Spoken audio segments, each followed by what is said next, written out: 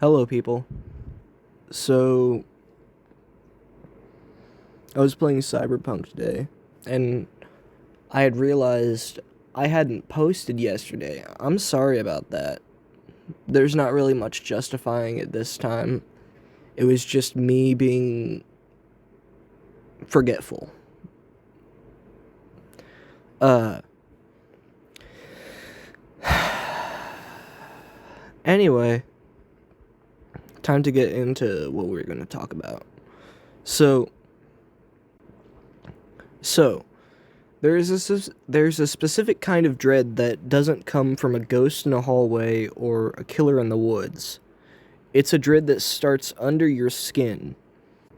It's the realization that your biological blueprints have been rewritten by something, and that something doesn't care about your soul, your mind, or your humanity. It just wants your mass. Today we're going to be diving into the deep end of biological horror, specifically a subgenre where flesh becomes the architect. We're talking about SCP-610 and the legendary Dogscape story, and the terrifying allure of worlds where the human shape is merely a suggestion. I've always been obsessed with this stuff. There's something uniquely haunting to me about losing your individuality to a collective of pulsating viscera. So, with that being said, grab a seat, maybe skip the spaghetti for tonight, and let's talk about why I personally love The Flesh That Hates and Dogscape. You can't really talk about body horror without bowling down The Flesh That Hates. It's found in the heart of Siberia. SCP-610 starts as a simple skin rash. But this isn't eczema. It's an infectious, transformative force. Scar tissue takes over. The skin becomes heavy, peeling back to reveal something different underneath. This isn't just turning into a monster. It's the loss of autonomy. Victims' limbs stretch. Their head splits open. They begin to fuse with their environment, even. It's almost like a tumor, in a way. Except the tumor chooses to continue to live on even without the host. Is that how I say it? I don't know. That's not part of the script, but I wanted to say something about it. I'm sorry, I'm not good with words. That's why I write the scripts. Anyway, so what makes 610 truly terrifying? Is it the environmental takeover? It very well could be. It's not just people. It's the houses, the soil, the very air becoming a living, breathing digestive tract. It's the uncanny valley taken to a biological extreme. We recognize the person inside the mass. And that recognition is where the true horror lies. It's the ultimate violation of self. If SCP-610 is a biological infection, Dogscape is more of a metaphysical nightmare. For those who haven't read this creepypasta, imagine a world where every mountain, every building, every ocean is replaced by dog. I'm not talking about just everything is a dog. I'm saying more dog flesh, dog hair, dog bones, dog everything. In Dogscape, you aren't fighting a monster. You're an ant crawling across a planet-sized organism. The ground is made of matted fur. The mountains are massive, twitching limbs. The rain is Well, you can imagine the biological fluids involved. Unlike 610, where you become the monster, Dogscape posits a world where humanity is simply obsolete. You're more of a parasite living on the back of a cosmic canine entity. It's a specialized kind of body horror where the entire world has become a body. And it's not yours. It plays on our love for man's best friend and twists it into something suffocating and grotesque. Why am I drawn to this? Why do I find it so fascinating? It reminds me that we're just biological machines. One mutation, one virus, and everything we consider us is gone. There's a primal fear of our insides becoming our outsides.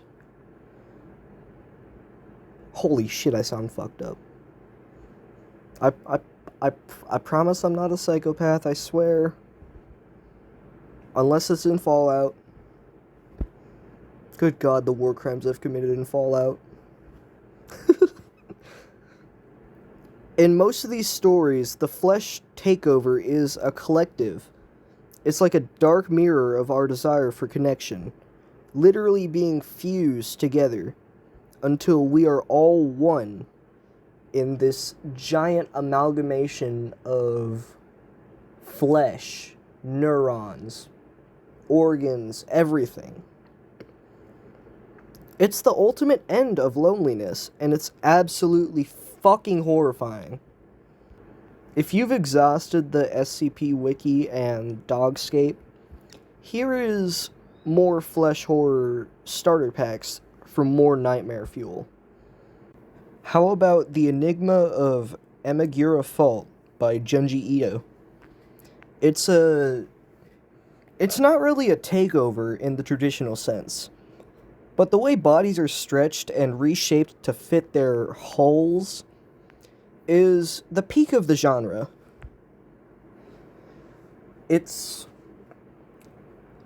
When I read it, it was fucking horrifying. It was, oh god. I'll show some pictures when I'm editing this so you guys can see just how fucking traumatic it is. Junji Ito is really good at writing stories that make my skin crawl. The same can be said about some of the other authors that I'm about to reveal. Anyway, how about we talk about The Color Out of Space by H.P. Lovecraft. Especially in the 2019 film, the scene with the mother and son fusing together, that is pure, unadulterated body horror. It reminds me so much of SCP-610.